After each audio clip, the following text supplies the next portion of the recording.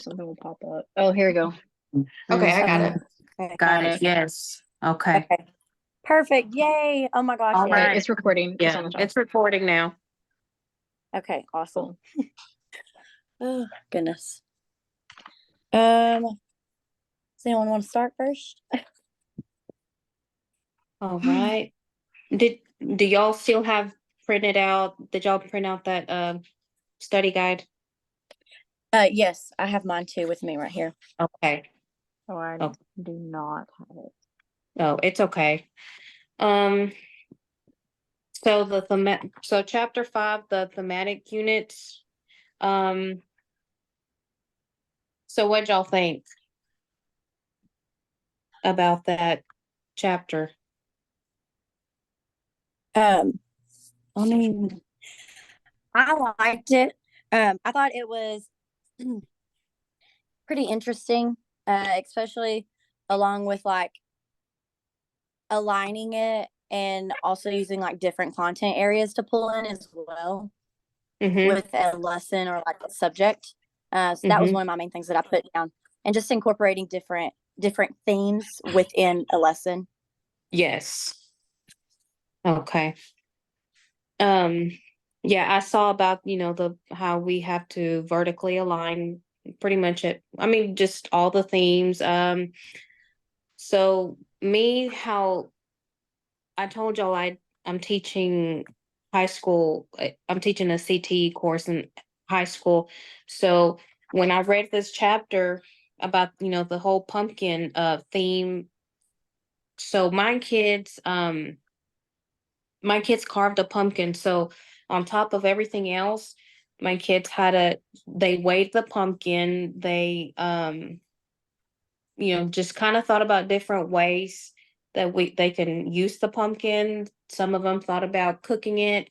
And then, they also had to figure out, where pumpkins come from, where, we had to do some digging, who what place grows the most pumpkins, who makes the most out of selling pumpkins, what state, and that they're just learning new things that they never thought about, besides just carving that pumpkin. Yeah, different steps and processes to Yes. learn new ways of doing things or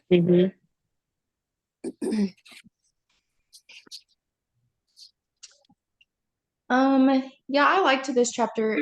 I kind of thought about it like in a different way than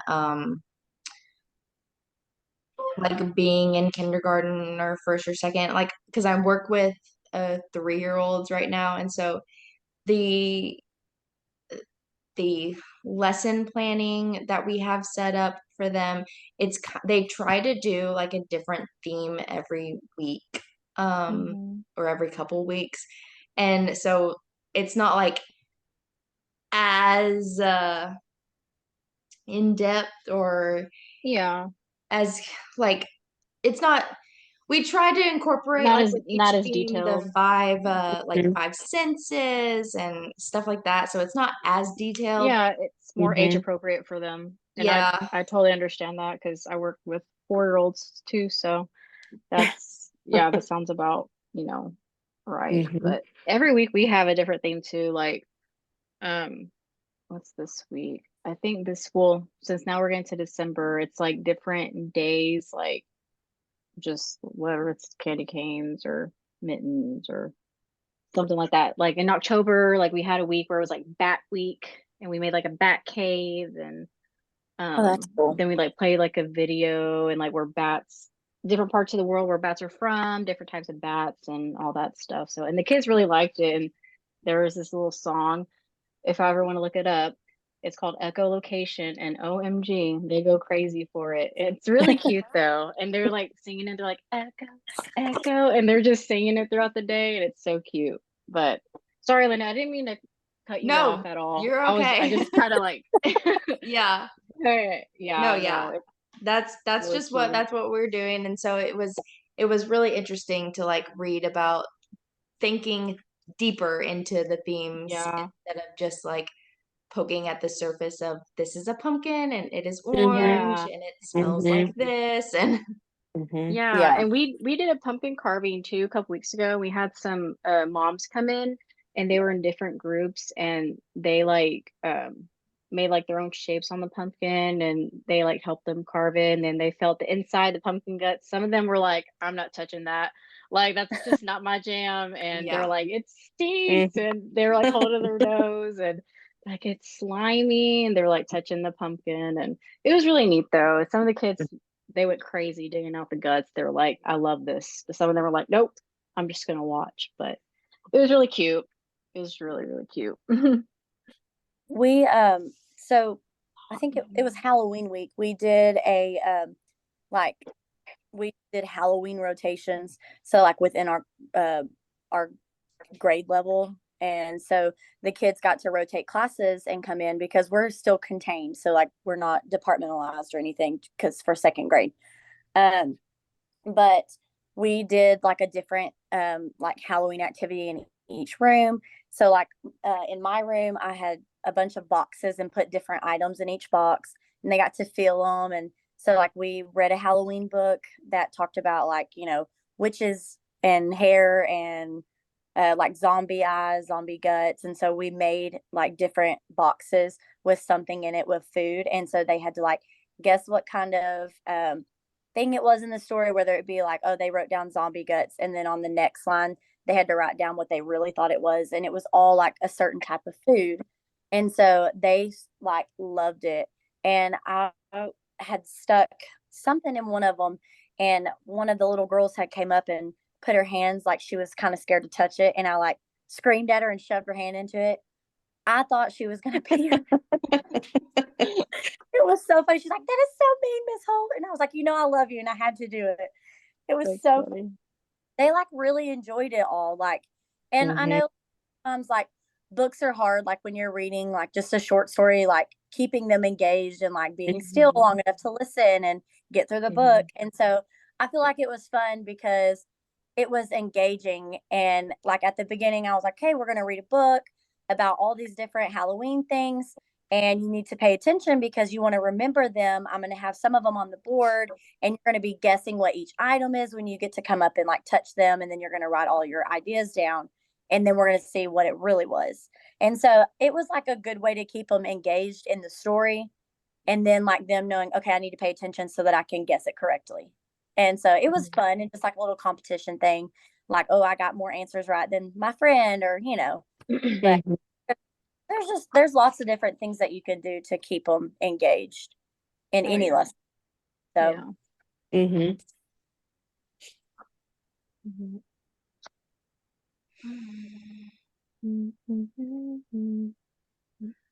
Okay, so another question. So question 2, it's asking, discuss some strategies for getting global with thematic studies. How can we expose our students to bigger concepts through thematic studies?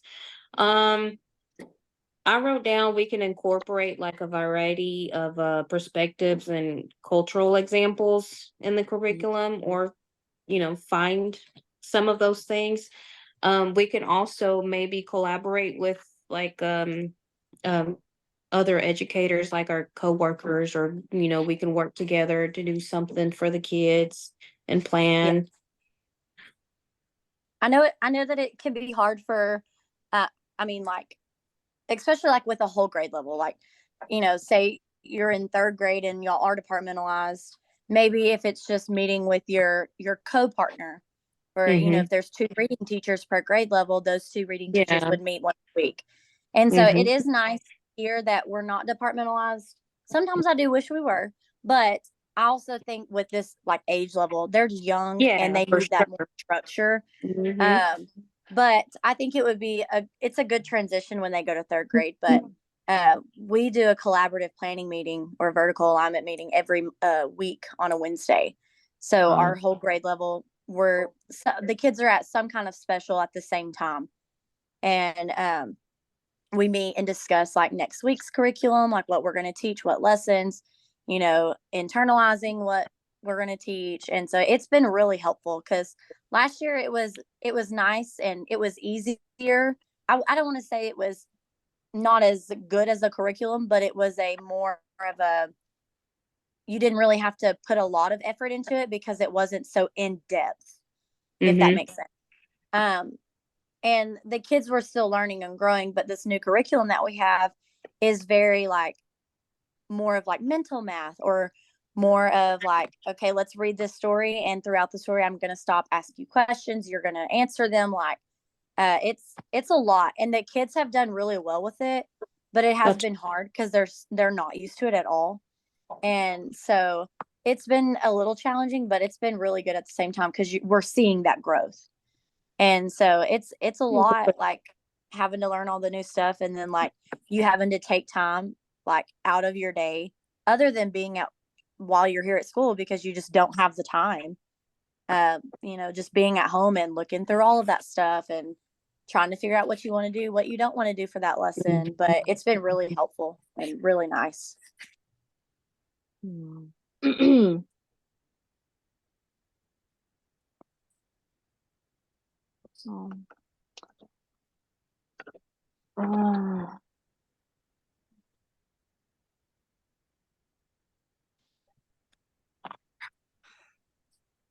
Okay, so another question for that same chapter, girls. Could we engage in new units around new interesting themes, and what could it look like? I think that kind of like what we talked about earlier, like adding in like certain things with other contents, or maybe doing the themes, like having a theme for like a certain week and putting that in with that as well. Yeah. Okay. Keeps the lesson more engaging for the engaging kids too. Yeah. Yeah. Okay. Yeah, and then we can incorporate other subjects, math, reading, science, or just about anything. Yeah, and focusing on things that like they will see at home and like on the weekends too, stuff that they're seeing outside of the classroom. Things that they get excited about and their interest. This around their interest. Yes. Okay, we're still on this one. I'm on the right chapter. All right.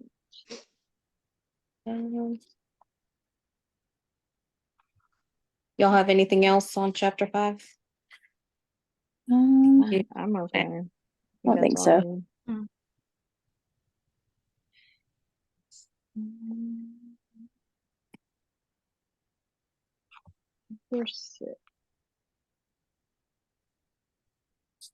I did like the debate, if y'all want to talk about that for a second. Oh, oh yeah. That was a good question. Yeah. Well, statement. It says the main focus of thematic units is for students to have fun. A deep social studies connection is needed. I put both. I think, well, not both as in it's not needed at all, but I'm leaning towards that having fun as well. Because I feel like to keep the kids engaged, you have to put in something to where it keeps them intrigued and they want to learn it. Yes, keep them engaged. I just have put like students should have fun, but at the same time, they need to grasp content being taught. And then I just put examples like hands-on learning activities for an engaging lesson, or maybe doing a science experiment for solid, liquid, gas, instead of just saying, oh, this is a solid, this is liquid, this is a gas, why is it? Yes, maybe showing them. Yes. Yeah. I agree. Yeah, I lean towards more the I agree, because I think for the younger kids, even the older ones, even for like these high school kids that I'm teaching, I think they like to play and learn at the same time. Like we play games and they learn, and again, and it keeps them engaged, and they actually do pick up on a lot.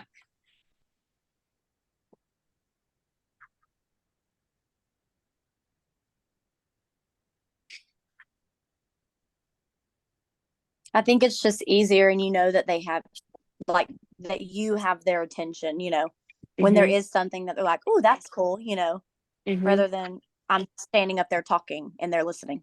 Yeah.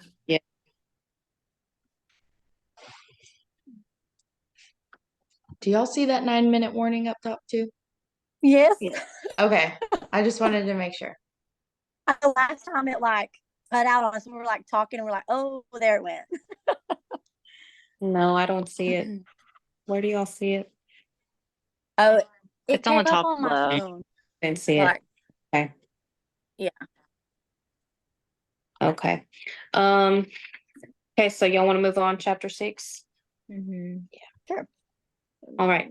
So social studies and STEM.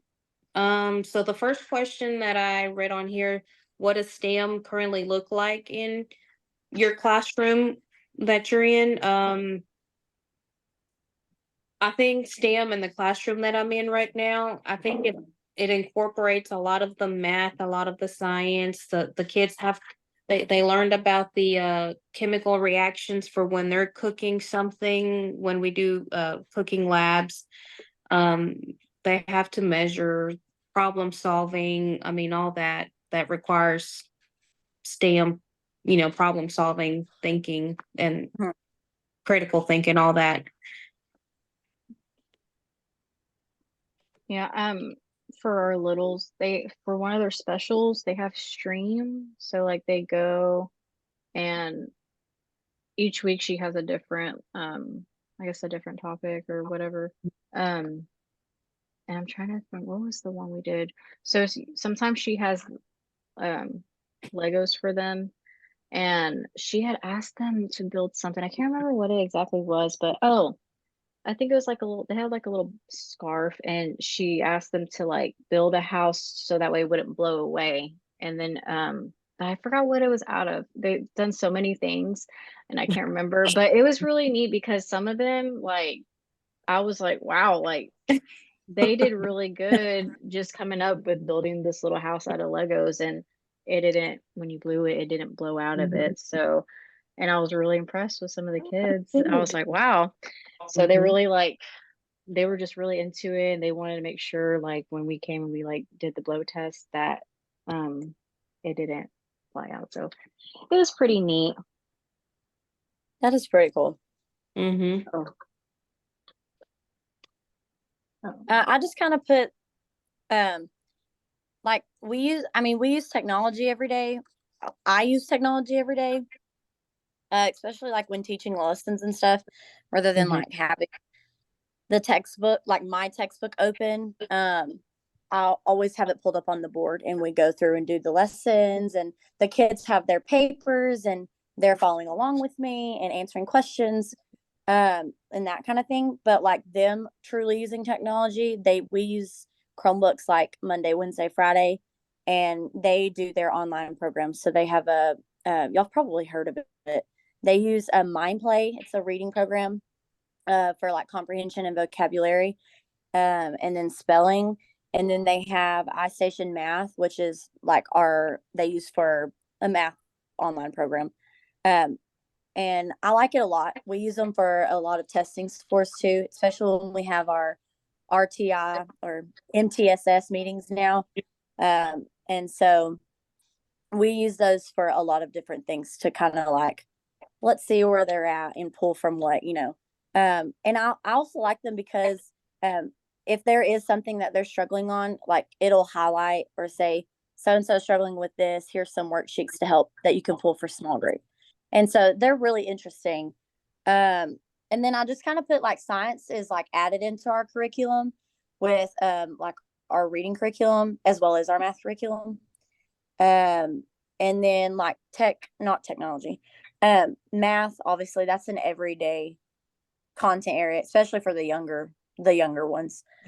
And then engineering, I put STEM bins. The beginning of the year, I bought a bunch of different STEM items for them to use.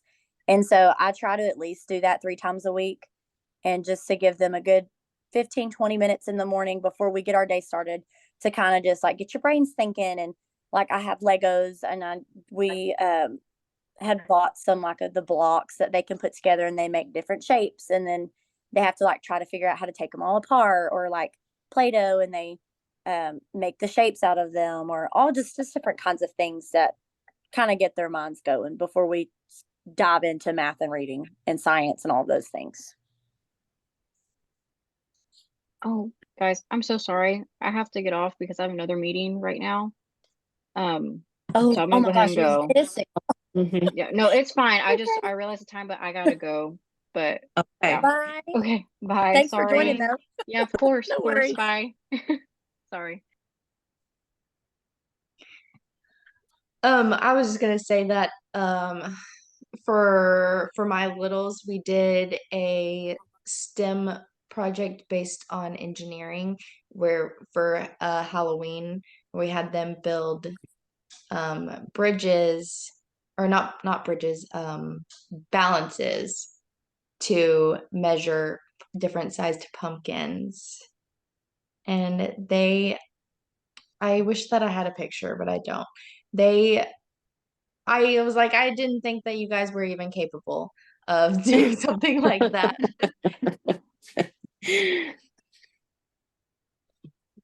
Especially like at their age level and that attention span, and really trying to figure it out. Yeah. And I had one. Sorry, you go. Sorry. It's cool because then you can kind of see where they're at and what they know.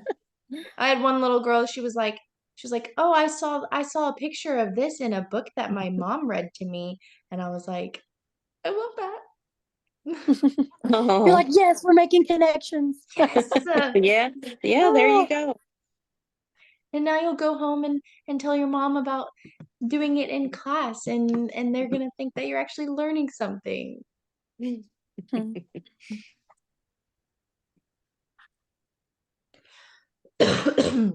Yeah, see, Dady, you said it. I mean, making those connections with what the kids are learning, and I think that's very important. Yep. And I feel like it just kind of like, even, I don't know, I think in our lesson today they heard about the word, it was brought up, we were learning about oh goodness, what was the Oregon Trail? That's what we were learning about today. And so we listened to the fun interactive story that they put on, and stopping and asking questions and making sure they're paying attention, and hearing that word again from campfires. I stopped it and I was like, oh, I said, there's that word. They were like, what word? And I was like, remember campfires? They were like, oh, well, we read about that in whatever other story it was, where they were traveling through and they used campfires for, making food or keeping themselves warm. And so like noticing like that they are remembering those things, and like it may not seem like they're paying attention, but they are. And especially like some of the harder ones like territory, I'm like, oh my gosh, they're not going to remember what that means. And then today we talked about it again. They're like, oh, that's a piece of land or something that you own or a specific place you're going through. And I was like, yes, it makes me feel good. Yeah.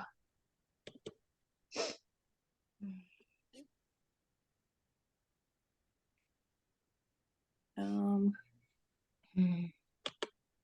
to think if there was that other question. Something that I am like trying real hard to get myself to remember, and like that the book has helped with, was that me as an early childhood educator, I'm not teaching mastery to 4 and 5-year-olds. Like I am just introducing a lot of topics to where I'm when I'm like, oh, like it really sucks that you didn't remember that. And I'm like, but later they'll remember me talking about it or us talking about it, and I'll know like that I planted that seed for them to grow on. So that's something